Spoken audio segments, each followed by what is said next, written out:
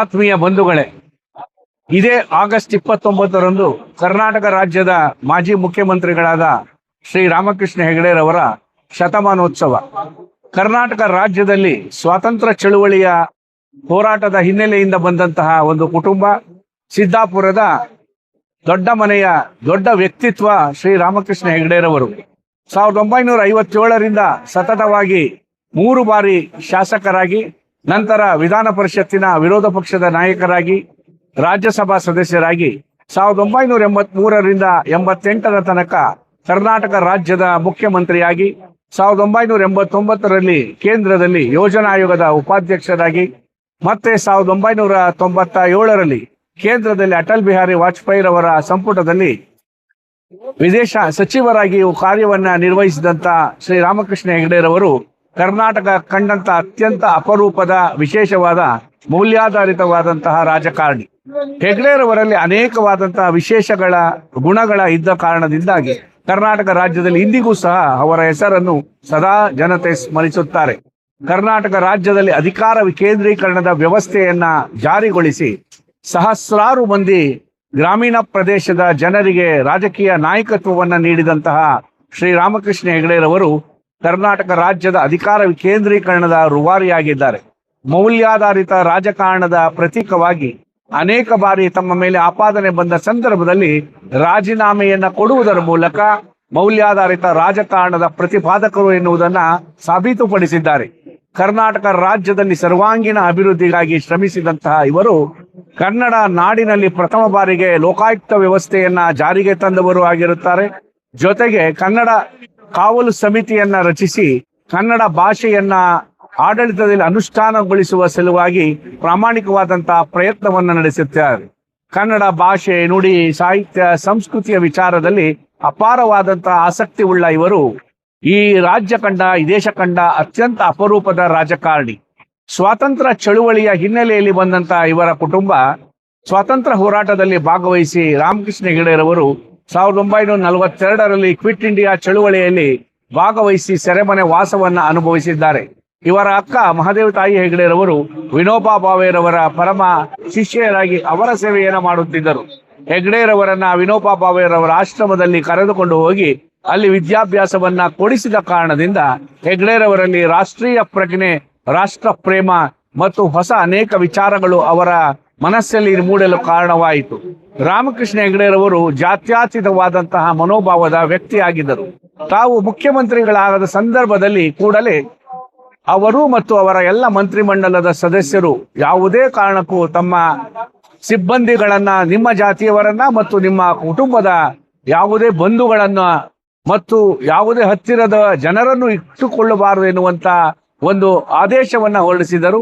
ಬದುಕಿನಲ್ಲಿ ಅದೇ ರೀತಿಯಲ್ಲಿ ಜಾತ್ಯತೀತವಾದ ಮನೋಭಾವದಿಂದ ಅವರು ಬದುಕಿರುತ್ತಾರೆ.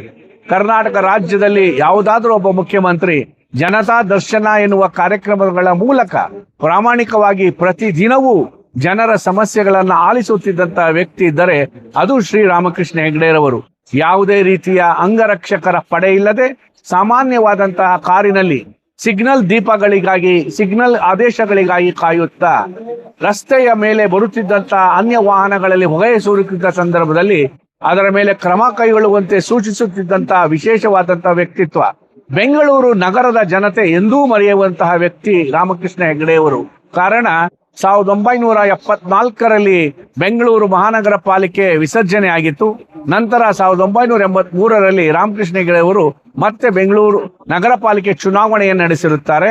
ಬೆಂಗಳೂರು ನಗರದಲ್ಲಿ ಇಂದು ಹಸಿರಿನ ಒಂದು ವಾತಾವರಣವಿದ್ದರೆ ಅದಕ್ಕೆ ರಾಮಕೃಷ್ಣ ಹೆಗಡೆಯವರು ಕಾರಣ. ಅದೇ ರೀತಿಯಲ್ಲಿ ಬೆಂಗಳೂರಿನ ವರ್ತುಲ ರಸ್ತೆ ಎಲ್ಲದಕ್ಕೂ ನೀಲಿ ನಕ್ಷೆಯನ್ನು ಸಿದ್ಧಪಡಿಸಿಕೊಟ್ಟವರು.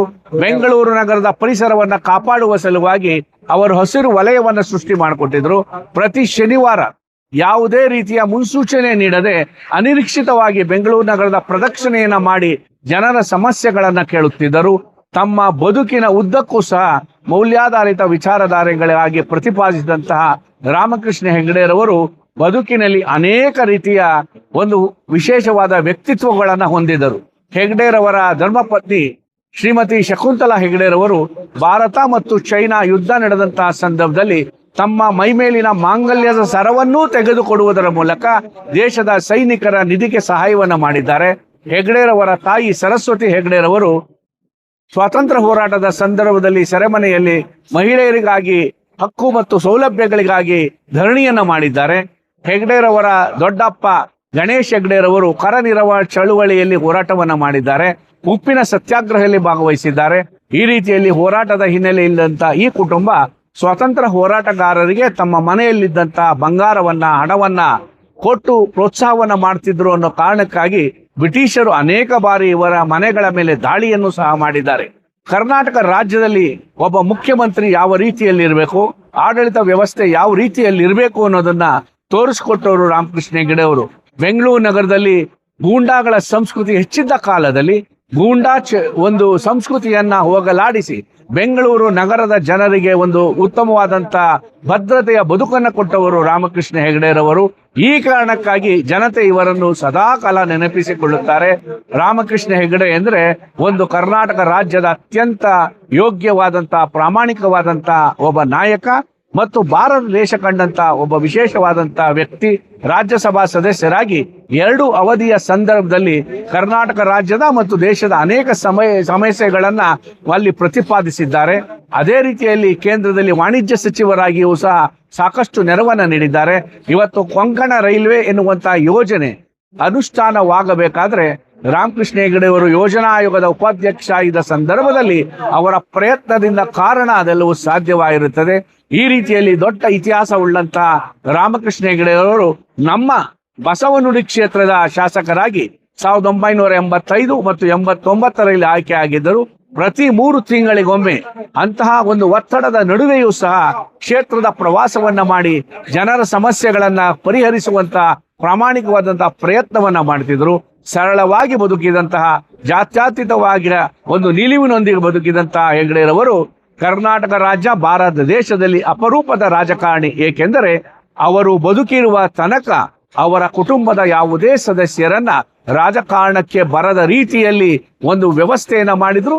ಅದೇ ರೀತಿಯಲ್ಲಿ ಅವರ ಕುಟುಂಬದ ಸದಸ್ಯರು ಸಹ ಹೆಗ್ಡೆರವರ ಒಂದು ಆಶಯದಂತೆ ಯಾವುದೇ ಕಾರಣಕ್ಕೂ ಅವರು ಬದುಕಿರುವ ತನಕ ರಾಜಕಾರಣಕ್ಕೆ ಬರದೆ ವಂಶ ಪರಂಪರೆಯ ರಾಜಕಾರಣದ ವಿರುದ್ಧವಾದಂತ JP ರವರ ಆಶಯಗಳನ್ನ ಹೆಗ್ಡೆರವರು ಬದುಕಿನಲ್ಲಿ ಉದ್ದಕ್ಕೂ ಪ್ರತಿಪಾದಿಸಿದ್ದಾರೆ.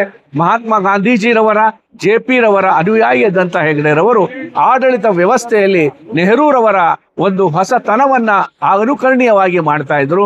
ಈ ರೀತಿಯಲ್ಲಿ ಬದುಕಿದಂತ ರಾಮಕೃಷ್ಣ ಹೆಗಡೆರವರ ಈ ಒಂದು ಶತಮಾನೋತ್ಸವದ ಸಮಾರಂಭ ಎಂದರೆ ಒಂದು ಮೌಲ್ಯಾಧಾರಿತ ರಾಜಕಾರಣವನ್ನ ಮತ್ತೆ ನಾವು ಅವಲೋಕನ ಮಾಡಿದ ರೀತಿಯಲ್ಲಿ ಮತ್ತು ಅಧಿಕಾರ ವಿಕೇಂದ್ರೀಕರಣದ ವ್ಯವಸ್ಥೆಯನ್ನ ಈ ದೇಶಕ್ಕೆ ಮಾದರಿಯಾಗಿ ಕೊಟ್ಟಂತ ವ್ಯಕ್ತಿಯನ್ನ ನೆನಪು ಮಾಡಿಕೊಳ್ಳುವುದು. 18 ವರ್ಷಕ್ಕೆ ಮತದಾನದ ಹಕ್ಕನ್ನ ಸ್ಥಳೀಯ ಸಂಸ್ಥೆಯಲ್ಲಿ ಕೊಟ್ಟು 25% ಮೀಸಲಾತಿಯನ್ನ ಮಹಿಳೆಯರಿಗೆ ಸ್ಥಳೀಯ ಸಂಸ್ಥೆಯಲ್ಲಿ ಕೊಟ್ಟಂತಹ ಮತ್ತು ಇವತ್ತು ಅನೇಕ ಭಾಗ್ಯಗಳು ಏನಿದೆ ಇಂತಹ ಭಾಗ್ಯಗಳನ್ನು ಮೊದಲೇ ಹೆಗಡೆಯವರು ಕೊಟ್ಟಿದ್ರು. ಮಕ್ಕಳಿಗೆ ಉಚಿತವಾದಂತಹ ಬಸ್ ಪಾಸ್ಗಳ ವ್ಯವಸ್ಥೆ, ಹಿರಿಯ ನಾಗರಿಕರಿಗೆ ಉಚಿತ ರಿಯಾಯಿತಿ ದರದಲ್ಲಿ ಬಸ್ ಪಾಸ್ಗಳು, ಮಹಿಳೆಯರಿಗೆ ವಿಶೇಷವಾದಂತಹ ಅಭಿವೃದ್ಧಿ ನಿಗಮಗಳು, ಈ ರೀತಿಯಲ್ಲಿ ವಿಶೇಷ ಸೌಲಭ್ಯಗಳನ್ನ ಕೊಡುವುದರ ಮೂಲಕ ಅಂತ್ಯೋದಯ ಎನ್ನುವಂತಹ ಕಾರ್ಯಕ್ರಮದ ಮೂಲಕ ಪ್ರತಿಯೊಂದು ಗ್ರಾಮದಲ್ಲೂ 5 ಕುಟುಂಬಗಳನ್ನ ಗುರುತಿಸಿ ಅವರನ್ನ ಆರ್ಥಿಕವಾಗಿ ಸಾಮಾಜಿಕವಾಗಿ ಮೇಲೆ ತರುವಂತಹ ಕಾರ್ಯಕ್ರಮ. ವಿಶೇಷವಾಗಿ ಕರ್ನಾಟಕ ರಾಜ್ಯದಲ್ಲಿ ಹೆಗಡೆರವರು ಮುಖ್ಯಮಂತ್ರಿ ಆದಾಗ ಬರಗಾಲವಿತ್ತು. ಆ ಸಂದರ್ಭದಲ್ಲಿ ಅಬ್ದುಲ್ ನಜೀರ್ ಸಾಬ್ರವರ ಒಂದು ಜೊತೆಯಲ್ಲಿ ಸೇರಿ 65,000ಕ್ಕೂ ಹೆಚ್ಚು ಬೋರ್ವೆಲ್ಗಳನ್ನ ರಾಜ್ಯದಲ್ಲಿ ತೆಗೆಸುವುದರ ಮೂಲಕ ಒಂದು ಎಲ್ಲ ಕುಡಿಯುವ ನೀರಿನ ಸಮಸ್ಯೆಯನ್ನ ಪರಿಹರಿಸಿಕೊಟ್ಟಂತ ಒಬ್ಬ ಪ್ರಾಮಾಣಿಕವಾದಂತ ರಾಜಕಾರಣಿ.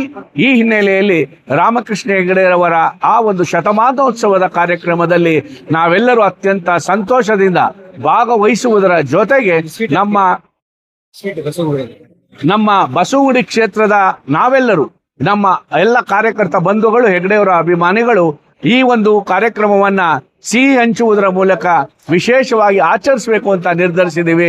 ಬನ್ನಿ 29ರಂದು ಬ್ಯಾಂಕೆಟ್ ಹಾಲ್ನಲ್ಲಿ ನಡೆಯುವಂತಹ ರಾಮಕೃಷ್ಣ ಹೆಗಡೆಯವರ ಶತಮಾನೋತ್ಸವದ ಕಾರ್ಯಕ್ರಮದಲ್ಲಿ ಪಾಲ್ಗೊಂಡು ಪ್ರಜಾಪ್ರಭುತ್ವದ ಒಂದು ಆಶಯಗಳಿಗಾಗಿ ಮೌಲ್ಯಾಧಾರಿತ ರಾಜಕಾರಣಕ್ಕಾಗಿ ಬದುಕಿದಂತಹ ವ್ಯಕ್ತಿಯನ್ನ ಸ್ಮರಿಸೋಣ, ಅವರಿಗೆ ನಮನವನ್ನ ಸಲ್ಲಿಸೋಣ. ಜೈ ಹಿಂದ್, ಜೈ ಕರ್ನಾಟಕ ಮಾತೆ. Udaya, I am Satyabodh Kulkarni from Srinidhi Steel Traders. We are authorized dealer of sales, Steel Authority of India Limited, a Maharatna company.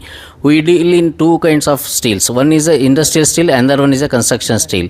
Please connect me to any civil engineers, architects, individual house builders, and small and medium scale engineering industry owners for their best quality steel requirement. Thank you. This is Ravi Ramanan from Bovitwa, basically a property consultant based in Whitefield. We help people to buy and sell apartments, villas, JV lands, and we also do documentation across 45 sub-district offices in and around Bangalore. Now, e-Khata has become a mandatory to sell your property or to take a bank loan. Please do inform your relatives, friends, and if you have your property, please do take care of it. My ask for today is please connect me to people who have lands from 5,000 square feet to 50 acres.